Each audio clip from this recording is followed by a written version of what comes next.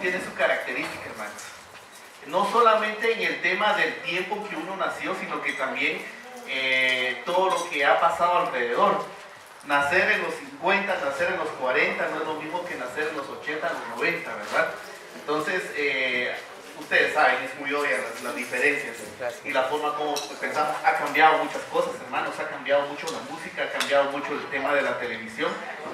Los medios vinieron a revolucionar mucho dentro de lo que es el ambiente de los jóvenes. Al principio pareciera una simple herramienta, pero después empezó a influir, y mucho de lo que pasa ahorita, de lo que pasa en otro país, a los 2 o 3 días pasa aquí en Guatemala. Yo me recuerdo, yo no sé quiénes de ustedes todavía manejaron el hi-fi que le llamaban, era una antigua red social. Bueno, si usaba ese era pesadito, después metámonos al Facebook, que el Facebook era más liviano, no tenía mucho atractivo, no tenía ni colores ni nada, y ahorita tiene de todo. Entonces, y ahí está todo medio mundo. Yo creo que, si yo preguntara a todos ustedes, ¿quiénes de ustedes no tienen Facebook? Como 2 o 3, pero la mayoría lo tienen, ¿verdad? Y ahí está la tentación, y a ver qué pusieron, qué comentaron y toda la cuestión. Ahí está la puerta al mundo, podríamos decir, porque uno se entera hasta de las noticias. Entonces han pasado muchas cosas, y quizás nuestros papás, quizás los abuelos, no tuvieron ese tipo de acceso a estas herramientas.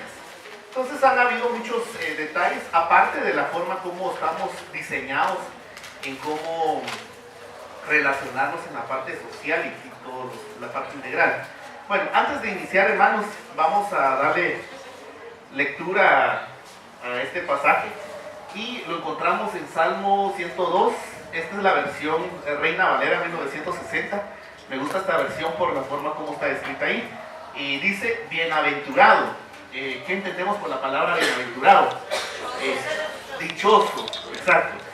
Imagínense, dice: dichoso el hombre que teme a Jehová, y en sus mandamientos se deleita en gran manera. Y ahí viene la siguiente parte, y dice: su descendencia será poderosa en la tierra, la generación de los rectos será bendita. Todo lo que nosotros hagamos va a repercutir en las siguientes generaciones.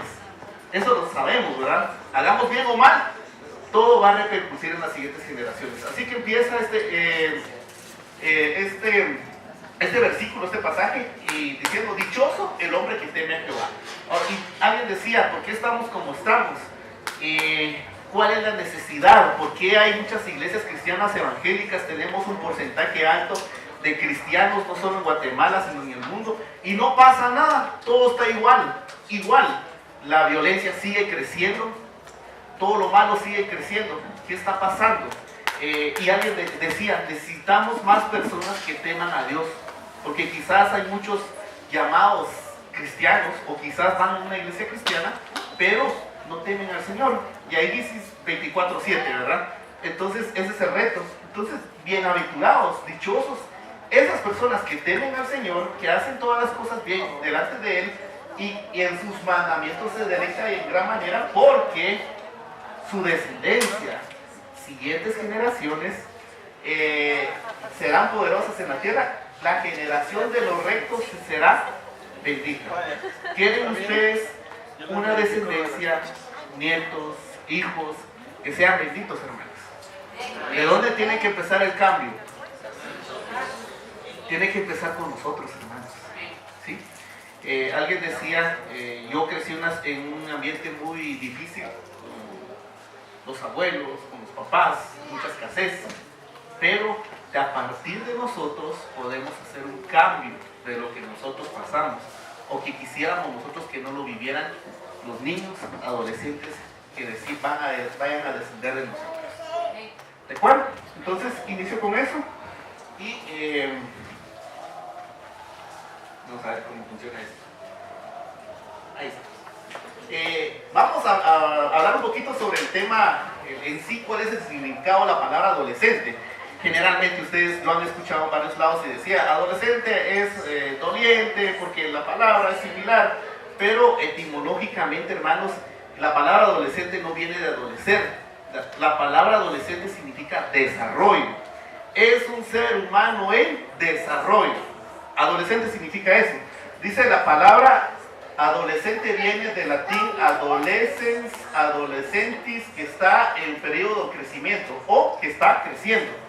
Es un niño, es un ser humano en crecimiento, en etapa de desarrollo y en todo tipo de desarrollo, un desarrollo integral, hermanos, porque no solamente el cuerpo le cambia, no solamente el cerebro le cambia, sino que también está cambiando la parte social, también está desarrollando más la parte espiritual. Entonces, cuando escuchen la palabra adolescente, hagan la referencia, hagan la vinculación con desarrollo.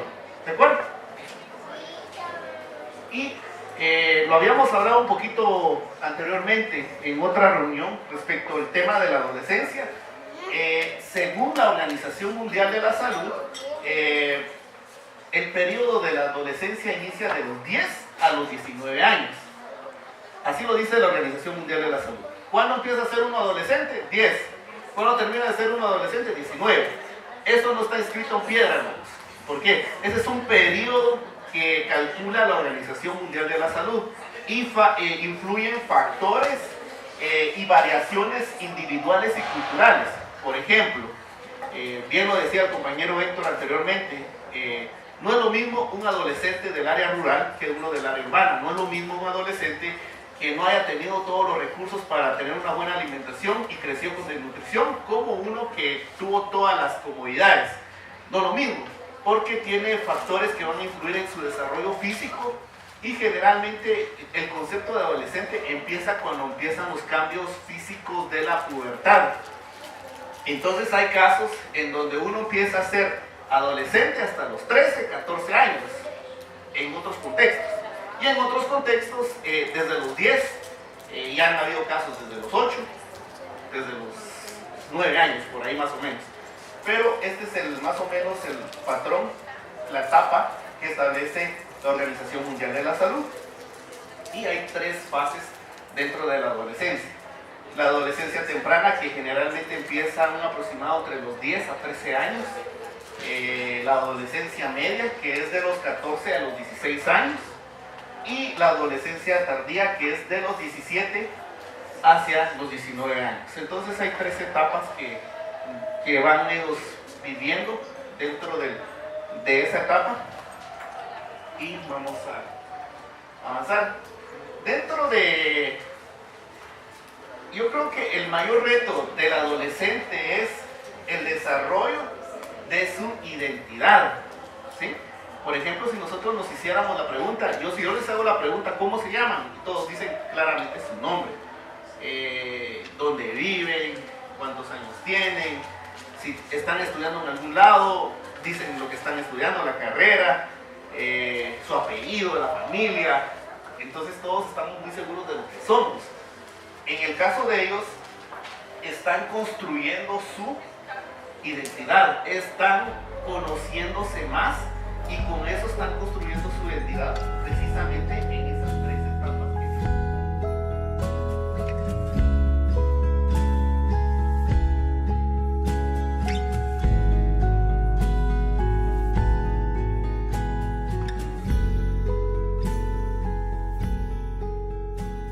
No hay ningún inconveniente dentro del desarrollo. Obviamente ellos van a ser jóvenes seguros de sí mismos en tomar sus decisiones, son los que generalmente no le tendrían miedo a la vida, ¿verdad?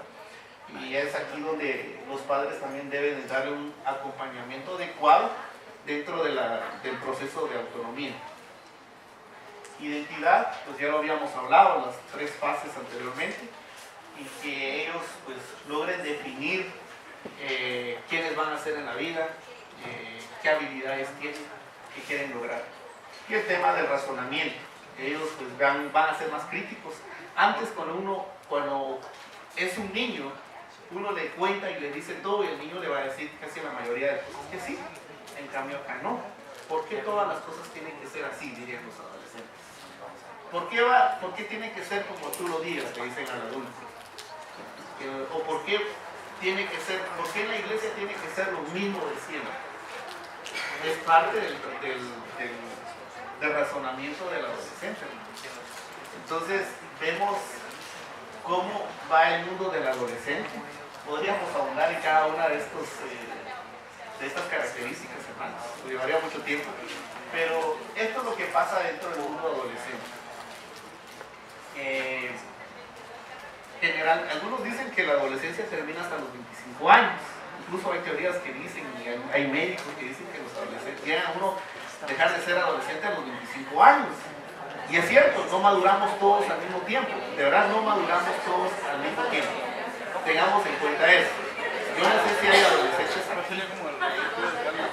Bueno, pero tomen en cuenta eso, hermanos. Cuando vemos un adolescente, delante de nosotros tenemos una persona que está en desarrollo, se está conociendo, está desarrollando su autonomía, se está conociendo, aumentando su identidad y razona lo que nosotros les vamos diciendo. Quizás no se van a tragar todo lo que ustedes van a decir. Por ejemplo, ¿qué dice el adolescente? Porque yo tengo que cumplir con las reglas si ni siquiera los adultos cumplen y contradicen sus propias reglas. Entonces, no le podemos prohibir algo a un adolescente si a la vista de él hay un adulto que está rompiendo las reglas. Entonces, con los adolescentes es un poquito más difícil, hermanos. Por eso que se trabaja mejor con ellos basándonos en retos. Por eso es que la mayoría de campamentos trabajan más rallies, retos, vinculados a enseñanza. Es retarlos. Bueno, ¿qué es lo que pasa dentro de la vida de un adolescente? Todos tenemos que pasar por una especie de crisis. Erickson dice que la crisis es muy necesaria, porque la crisis forma al humano. Los problemas nos forman, hermanos. Yo creo que todos hemos aprendido acá que el que no tenga algún problema, pues a nadie le gustan los problemas, pero que no tenga algún problema, pues nunca va a aprender algo. Y entonces las crisis son muy necesarias. Erickson dice que el adolescente tiene que pasar por una etapa de crisis, y obviamente esto va a estar influido por el ambiente en donde va a crecer el adolescente. Todos van a pasar por una crisis. Quizás la crisis para el adolescente en donde nace en un hogar con papá, mamá, hermanos y quizás con todo lo necesario va a ser muy diferente a un adolescente que solo creció con mamá, a un adolescente que tiene padres separados, un adolescente que vive en una zona roja, un adolescente que crece con carencias. Va a ser muy diferente, hermanos. Siempre el ambiente va a influir en el desarrollo del adolescente. Y pueden pasar dos cosas, dice acá. Puede haber una resolución positiva, que es una adaptación que hace el adolescente hacia su ambiente o contexto, o lo contrario, pues puede haber una resolución negativa, o en este caso una deficiencia dentro de su contexto. Y por ejemplo, dentro de la resolución positiva podemos mencionar la capacidad de interacción con el ambiente. Quizás pueda haber escasez, pero puede interactuar, puede conocer a sus amigos, puede ser un adolescente sano si logra adaptarse de buena manera, puede tener una seguridad en sí mismo, que no va a depender de cosas que se ponga, que tenga o no tenga. Esa es una correcta adaptación a su contexto. Aprendizaje también, liderazgo y adhesión a sus pares. O sea, ahí ustedes pueden ver cómo ellos se van adaptando hacia sus amigos, donde pueda estar el adolescente. Y la resolución negativa pasa lo contrario. Puede haber algún tipo de confusión dentro de su contexto, una negación de su realidad. Por ejemplo, ¿por qué yo tuve que nacer en este lugar? ¿Por qué yo tuve que estar en esta familia? ¿Por qué tengo que ser así? ¿Por qué yo tuve que tener este físico? Ese podría ser algún tipo de confusión, o la adaptación dentro de la sociedad. Algunos son intolerantes e inflexibles. Por ejemplo, puede existir cierta forma de fanatismo hacia creencias, afinidades en deporte, música, algún tipo de forma de pensar, tal vez algún tipo de tendencia política también. Entonces, puede haber mucho fanatismo y puede mostrar muy poca empatía hacia las demás personas. Dentro de todo este proceso, hermanos, mientras el joven esté pasando su etapa de crisis, aquí debería haber algún tipo de adulto responsable que lo pueda acompañar, y tal vez la persona indicada para acompañar a los adolescentes es papá y mamá, no puede ser alguien más. Quizás esto es algo que los padres deleen. Digan, precisamente el comentario que quiero hacer es exactamente ahí esta coyuntura que debe existir entre padres y adolescentes. Creo que en una reunión con ustedes y pastores también llegamos a esta conclusión de que la iglesia, agarrados de la mano con compasión, se podría generar algún programa de acompañamiento de los padres, ¿verdad? Porque hemos visto ese problema siempre como un ciclo vicioso de que a los jóvenes se les puede dar acompañamiento al adolescente, ¿verdad?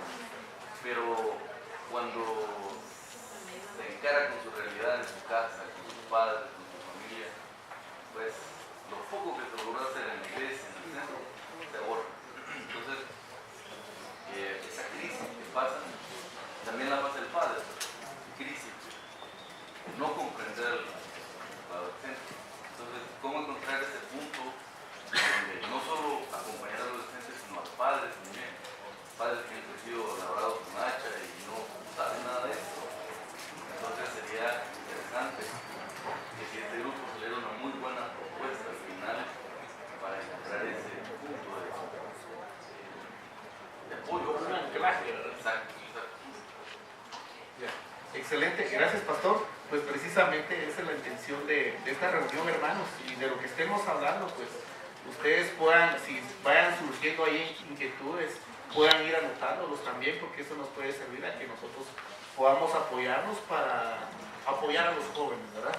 Y dentro de lo que decía el hermano pastor, estuvimos hablando en esa ocasión de que a veces, y yo no sé si les ha pasado en los proyectos, pero los papás quisieran delegar esa responsabilidad a la iglesia, proyecto, consejero, pastor.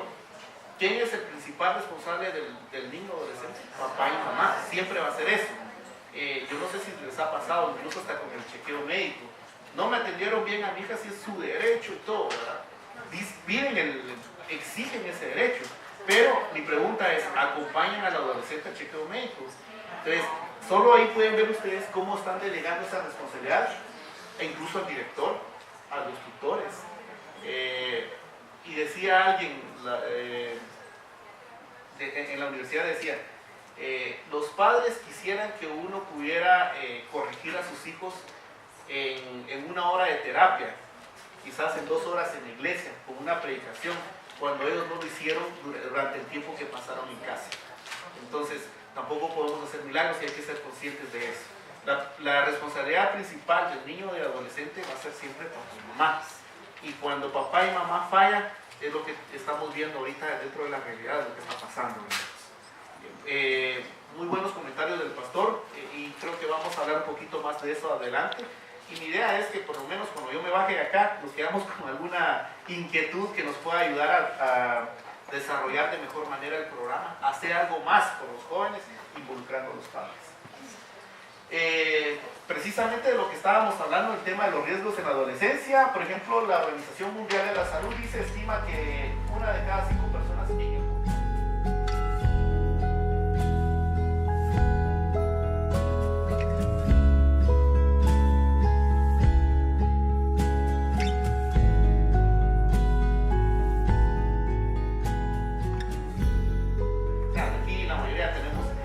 hay muchos, podemos pensar el por qué pasa eso, simplemente por lo mismo, pues no hay una orientación, falta oportunidades de estudio, la mayoría se casan antes de tiempo, hay más natalidad, obviamente van a haber más jóvenes, ¿verdad? Entonces, se calcula que en el 2012 murieron, vean eso, hermanos, 1.3 millones de adolescentes, su mayoría por causas prevenibles o tratables. 1.3 millones en 2012. 13, 14, 15, 16, 17, a la fecha, ¿cuántos adolescentes han muerto? Y posiblemente que se pudieron haber evitado. Y dentro de ellos, las principales causas de mortandad en los adolescentes, la mayoría son accidentes de tránsito, 330 muertos por día. Y esto está aumentando. Ustedes saben lo impulsivo que son los jóvenes, la forma de cómo manejar. Yo creo que también ahí en Petén ha pasado mucho que han muerto muchos manejando moto, ¿verdad? Por las altas velocidades y detalles como esos. Contagios por VIH, ese es un mal oculto del que nadie quiere hablar, menos en la iglesia, ¿verdad? Pero que se debería hablar al menos. Por enfermedades prevenibles también, aquí entra el tema de desnutrición, los ITS, ¿verdad? Entonces son enfermedades que se pueden prevenir con una orientación. Y obviamente el tema de la violencia, hermanos. ¿Cuántos ha matado la violencia? ¿Cuántos han sido víctimas de violencia? ¿Cuántos jóvenes han muerto? Son causas prevenibles. Pero hasta el momento, pues, en vez de menguar, esto va creciendo. Ustedes saben cuáles son las etapas: niño, niña, adolescente. Termina la etapa de niñez cuando empiezan los cambios de la pubertad. Inmediatamente pues, empiezan los cambios dentro del adolescente. Y termina la adolescencia cuando uno entra a la etapa de madurez, cuando uno ya empieza a madurar sus ideas, ya entra una maduración física también. Y pues supuestamente ahí empezaría la etapa de el joven adulto, pensando aproximadamente entre los 25 años, ahí entraría el joven adulto, ya con una identidad definida, ya con un plan definido para proyectarse a una vida adulta, así es como debería ser. Y pues lastimosamente, y voy a un poquito de lo que menciona aquí el pastor Emerson, precisamente esto, porque vemos mucho problema en los adolescentes, porque quizás la raíz es que los papás pasaron por una situación similar y nadie los orientó, crecieron con muchas deficiencias, poca orientación y quizás ni siquiera tuvieron una vida definida, ni siquiera un plan de vida. Entonces, ¿qué se puede esperar de padres con esto para orientar a adolescentes? Y en muchos de los casos, como mencionaba el compañero Héctor, algunos son padres en esta etapa. Entonces, ¿qué vamos a esperar de ti en un futuro? ¿Cómo van a ser esos bebés? Esto es lo que debería pasar en el mundo ideal, hermanos. ¿Cómo es un adulto? El adulto ya goza de una plenitud biológica, ya creció, llegó a su estatura como debía haber llegado, ya su desarrollo neurológico está a plenitud, ya tiene mayor dominio del desarrollo social, tiene autoconocimiento y un autoconocimiento que le ayuda y le permite vivir una vida en pareja, ¿sí? Dice que ya el adulto ya tiene esa capacidad de tener unas relaciones un poquito más íntimas con las personas, cuestión que no lo tiene el adolescente. Entonces, esto le permite vivir una vida en pareja. Si el adulto no logró tener una buena etapa de autoconocimiento, pues obviamente van a tener problemas en la vida de pareja. Y la habilidad relacional, el hecho de poder llevarse bien con los vecinos, amigos, hermanos, iglesia, ya lo debería haber dominado el adulto. Tiene una identidad adulta, la aceptación que tiene de sí mismo, ya se aceptó tal y como es, se mira al espejo y dice: ese soy yo, ese es mi tamaño, ese es mi color, esa es la ética que yo tengo, me llamo tal, de esto trabajo. Así debería ser el adulto, ya con una identidad adulta, ya una buena aceptación de sí mismo. También ya goza de mayor experiencia, sabe de situaciones en las que ha pasado. Su razonamiento va más basado en la experiencia también, y es ahí donde también puede haber un poquito de conflicto con el adolescente, porque el adolescente no tiene mayor experiencia, el adulto sí, y pues razona mucho más sus acciones antes de actuar. Y ahora, pensando un poquito de cómo eran los adolescentes, cómo son los adolescentes y cómo son los adultos, ¿cómo creen ustedes que se podría lograr un vínculo ahí? Y esto, que sumemos a esto las necesidades, las carencias que se viven en nuestro país, falta de oportunidades de empleo,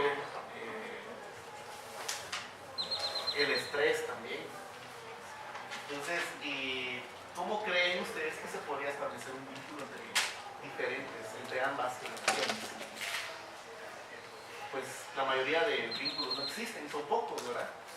Y Erikson plantea lo que le llama él la mutualidad. La mutualidad es crear un vínculo de dos lados y aprender uno de otro, ¿sí? Nadie es padre si no tiene un hijo, y el padre aprende a ser padre teniendo hijos, y el padre aprende a ser padre adolescente si tiene adolescentes, y los hijos aprenden de sus padres, porque ellos también influyen dentro de la conducta del padre, y también la conducta de los adultos influye tanto del adolescente. Les voy a dar un ejemplo, hermanos. Se los voy a comentar yo como parte del testimonio. De adolescente uno es loco, ¿verdad? Y entonces uno hace locuras y todo. Yo me recuerdo cuando yo tenía más o menos como 16 años, no nos llevábamos con mi papá. Mi papá es pastor, no nos llevábamos mucho porque mi gusto musical era un choque para él, de verdad, era un choque para él, y nos costó mucho desde los 15, 16, 17 años. Yo no sé cómo lo sentía él, qué pensaba él de mí, pero lo único que yo sabía es que le fastidiaba, y porque lo fastidiaba a mí me gustaba más. Entonces, eso es lo que suele pasar. Entonces, pero siempre va a haber un choque, hermanos. Luego pasó algo, más o menos entre los 17 años. Él se acercó conmigo y me dijo: ¿qué estás escuchando? Me voy a sentar con vos. Y entendió, me empezó a hacer preguntas.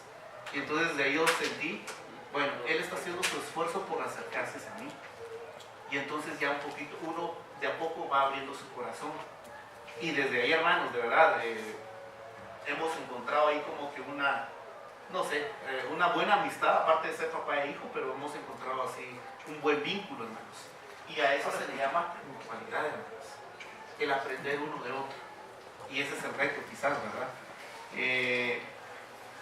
Lastimosamente, esto no se puede dar porque no hay, primero, no hay atención, no hay comunicación, no hay confianza. Y bueno, Dios me permitió también trabajar un proyecto de investigación que hicimos con adolescentes y con padres, y nos gustó escuchar la experiencia de los adolescentes. Ellos mencionaban: a veces yo quisiera acercarme a mi papá, pero cuando yo llego siempre está ocupado o siempre ya va de salida. He hecho varios intentos, dicen ellos. Lo han intentado varias veces y como no lo lograron, simplemente ya no lo intentaron. Ahora cuando les preguntamos a los papás en las entrevistas, los padres dicen: sí son conscientes, hermanos, son muy conscientes, y dicen: sí, yo sé que tienen necesidad. ¿Y por qué no se acerca con ellos? Porque no sé cómo hacerlo. Y ahí está la crisis. Y por eso es que hay muchos papás que se ponen ansiosos solo por el hecho de querer hablar con sus hijos, sus propios hijos. No me refiero en hablar en solamente buenos días, aquí estoy, ya tengo la ropa, ya tengo que comer. No es eso, sino que simplemente el querer saber, el querer tener un diálogo pleno y sincero con el adolescente. Eso aplica en muchos papás, simplemente porque no saben cómo hacerlo. ¿Traes unas preguntas para ustedes, hermanos?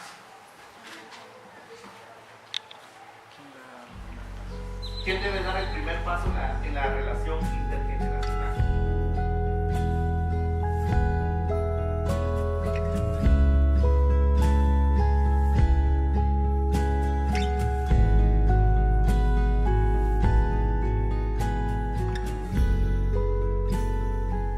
Necesario, pero les da pena, no saben cómo. ¿Quién creen ustedes, de quién es la responsabilidad de acercarse uno a otro? De los padres. Diga, pastor. De acuerdo a la comparación que usted tenía ahí, corresponde al adulto, por el hecho de que él gana en experiencia, ¿verdad? Ya sabe que él debe ser el responsable de hacerlo. Por esa razón, el padre. Los padres, hermanos. ¿Contestaron bien? Sí, son los padres, hermanos. Pero, miren, estamos conscientes. Ahora la pregunta es: ¿Creen ustedes que los padres, siendo conscientes, lo hacen? No lo hacen. ¿Qué impide una buena relación entre ambas generaciones?